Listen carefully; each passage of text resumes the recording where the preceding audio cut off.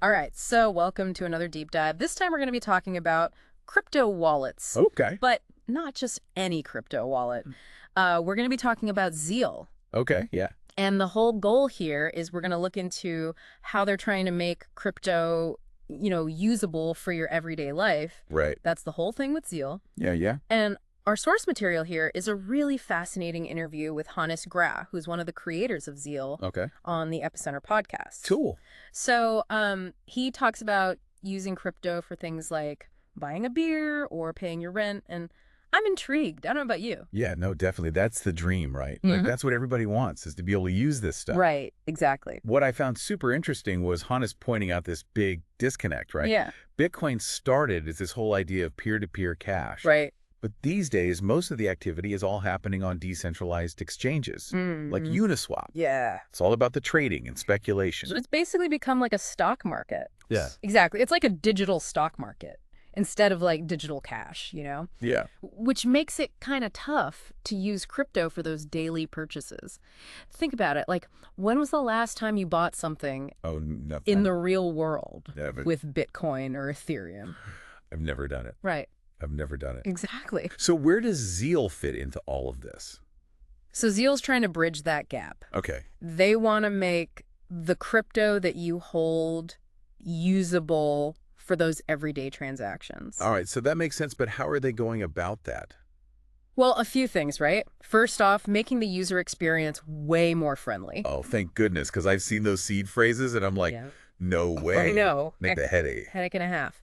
So Zeal wants to completely do away with seed phrases. Okay. By using something called passkeys combined with biometrics. Right. So imagine like unlocking your wallet with your fingerprint. Just like your phone. Just like you do with your phone. Okay. Super simple. That's much easier than a 24-word seed phrase. Absolutely. Yeah. Way easier, way more convenient. And to make sure it's still secure, right, they're using a smart contract on the blockchain to actually validate those passkeys. So it's like my fingerprint is being validated by the blockchain somehow? Exactly. Interesting. Okay, so this is already sounding way less intimidating than some of the other wallets I've seen. Yeah, absolutely. But how do they actually, handle the security aspect of it? Like, walk me through that a little bit. Okay, so when you first set up Zeal, they create a special passkey validator contract just for you. And this sets up a safe, which is basically a smart contract wallet that acts as the main signer for your transactions. So it's like a secure vault for my crypto controlled by this smart contract? Perfect analogy. That's exactly right. Okay. And then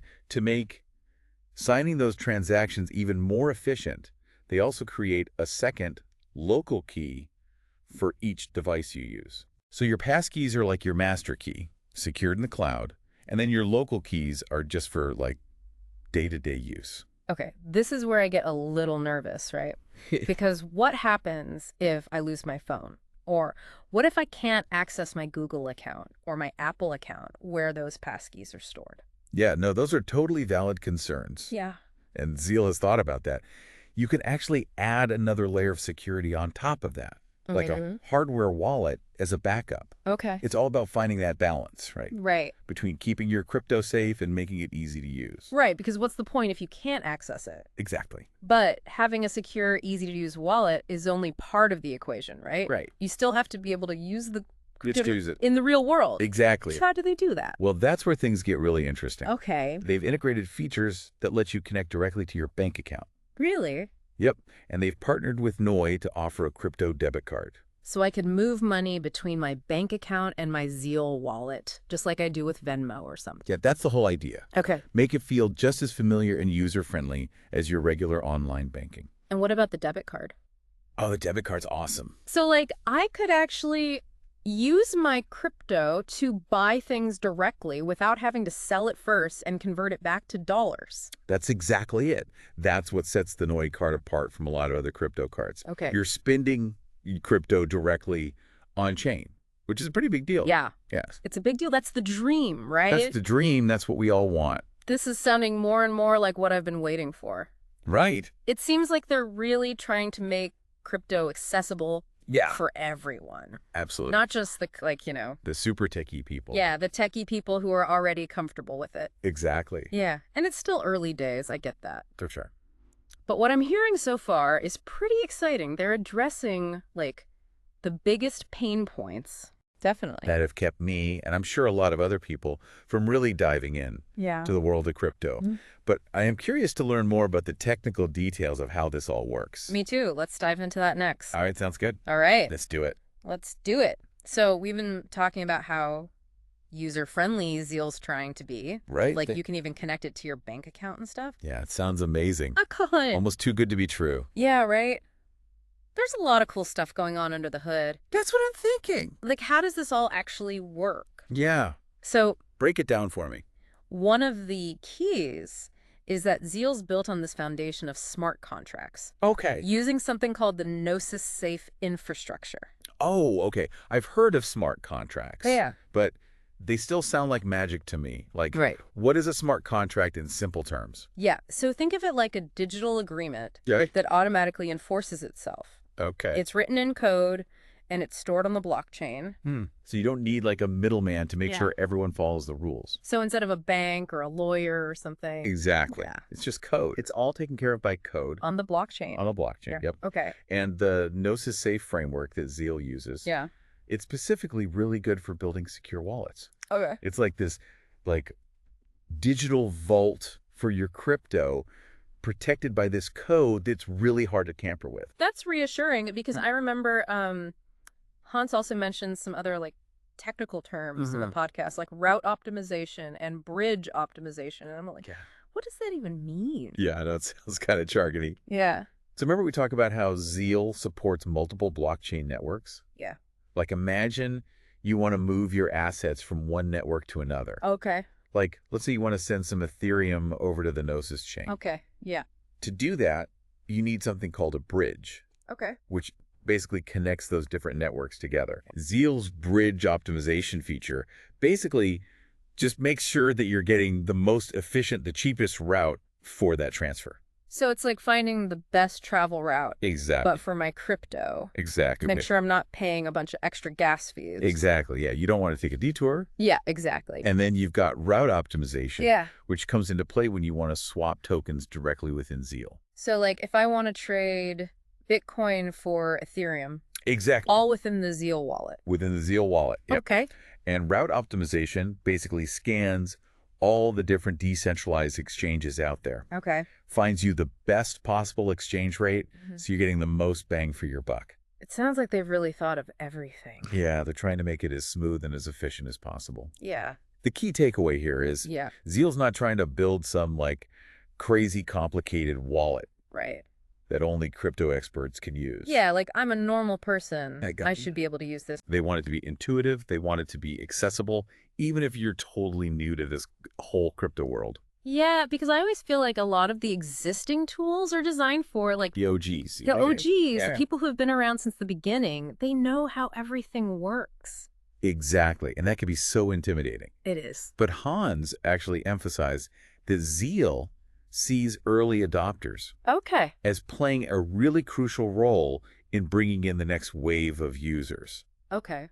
So those people who are already comfortable with crypto. Yeah, they can show their friends. Be like, hey, look how easy this is. Yeah, I'm buying stuff with my crypto. Exactly. Yeah. And I think that makes a lot of sense, right? Because if I see my friends and family using crypto for their everyday purchases. I'd be more likely to try it. Exactly. Yeah. It's all about building that trust. Yeah. And showing that crypto can actually be useful in the real world. Right. Like it has real world applications. It's not just this abstract thing.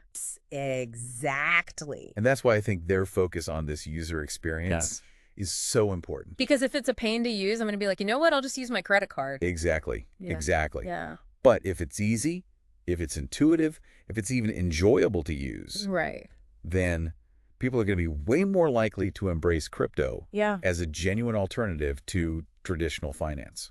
And Hannes has a background in companies like Spotify and Revolut. Yeah. So he knows how to make a good user experience. He knows what he's doing. Yeah. It's not just about building something that works. It's got to be something people want to use. It's got to be pretty. It's got to be fun. Exactly. Exactly. Yeah. But even with all this innovation they're bringing to the table, right, Hans acknowledged there's still challenges ahead for the crypto world. Like what? So one of the big ones is scalability, right? As more and more people start using crypto, the networks need to be able to handle all those transactions efficiently. That's a big one. It's a big one, yeah. Yeah. And then there's the issue of interoperability. Okay. Making sure that all these different blockchain networks can talk to each other seamlessly. Because right now it's like they're all in their own little world. They're siloed, yeah. Yeah. Yeah, it's like a bunch of little islands. Okay. But the good news is there are a lot of really smart people working on these problems. That's good. And new solutions are popping up all the time. That's reassuring. Yeah, so Hans even hinted at this future. Yeah. Where users might not even have to think about which blockchain they're using. Really? It would all just work behind the scenes. Like magic. Like magic, exactly. That's the dream. That's the dream, yeah. But before we get too carried away, talking about this magical future, there's another important thing we got to talk about. Okay. Privacy. Privacy, yeah, that's a big one. Huge. Because the whole blockchain thing, it's all about transparency. Yeah. But people also want their privacy. Right. Of course. So how does Zeal handle that? That's my big question, because they seem to be doing everything right so far. Right. But that's the one I'm like... That's the big one. Yeah, that's the big one. Well, Hannes was very clear that they take privacy super seriously at Zeal. Okay. They've designed the wallet so that they don't store any personal data on their servers. Okay. Like your wallet address. Okay. They also use some techniques to make transactions more anonymous before they even get sent to the blockchain. So it's like a privacy shield. Yeah, you can think of it that way. That's built in. It's like an extra layer of protection. Okay. To keep your data from being easily traced back to you. Okay, but that doesn't mean that my transactions are completely anonymous, right? Right. You got to be realistic. Yeah. It doesn't mean you're totally invisible on the blockchain. Okay. The tech for, like, true on-chain privacy, that's still being developed. Okay, yeah, it's still early. Yeah.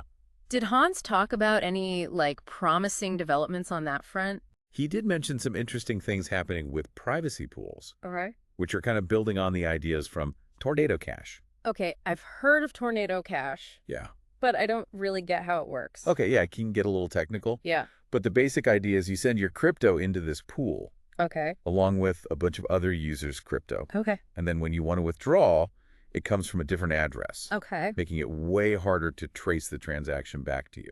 So it's like a big mixer. Yeah, like a big jumbling machine. It's jumbling up everyone's coins. Exactly. So you don't know whose is whose. You can't follow the trail. Okay. And there's new privacy-enhancing tech being developed all the time.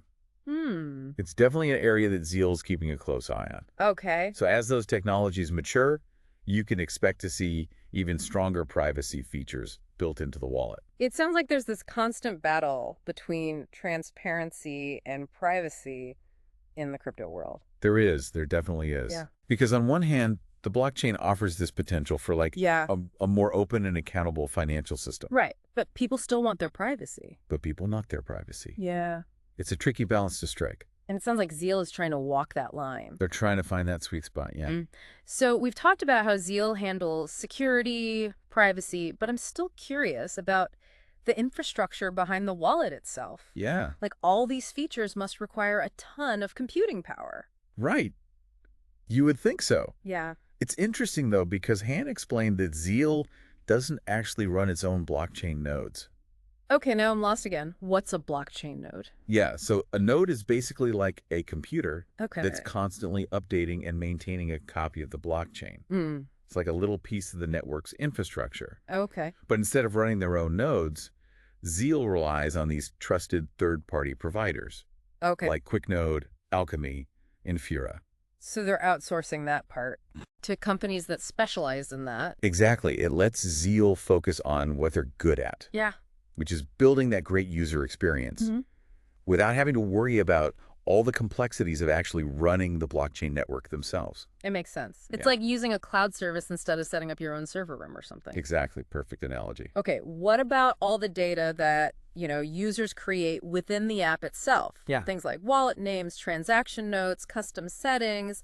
Where is all that stored? So this is where Zeal's commitment to decentralization really shines through. Okay. They don't actually store any user-specific data on their own servers. Okay.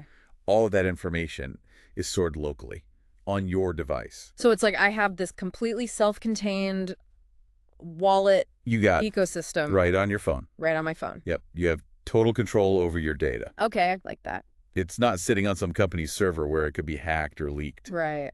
It really aligns with that core ethos of blockchain. Yeah. Decentralization and user empowerment. That's awesome, but wouldn't that make it difficult to switch devices? Yeah, so that's one area where they're still refining things. Okay. The easiest way to transfer your wallet right now is through that smart wallet feature. Okay. With the passkeys we talked about earlier. Right, with the biometric. Exactly. Okay. You set it up on one device, Okay. and then you can easily recover it on a new device. So no more seed phrases? No more seed phrases, no more manually transferring files. It's way easier. Okay, that's good. But Hans did mention they're working on improving the ability to seamlessly export and sync all your data. Okay. Across multiple devices. Okay. So it's an ongoing process. Yeah. Listening to users and iterating on the design. It sounds like they're really committed to building a wallet that works for everyone. That's the sense I got, yeah. Yeah. They're not just trying to build a product. They're trying to build a movement almost. Yeah, they want to change how we think about money. Exactly, exactly. So to wrap things up, yeah, it seems like Zeal is taking a really holistic approach here to making crypto a part of everyday life. I agree. They're focusing on user experience, security, privacy, and building that bridge to traditional finance. It's not just a wallet, it's a platform. It's like a gateway. Yeah, it's a whole new way of thinking about money. Yeah, to this whole new world of finance. Totally.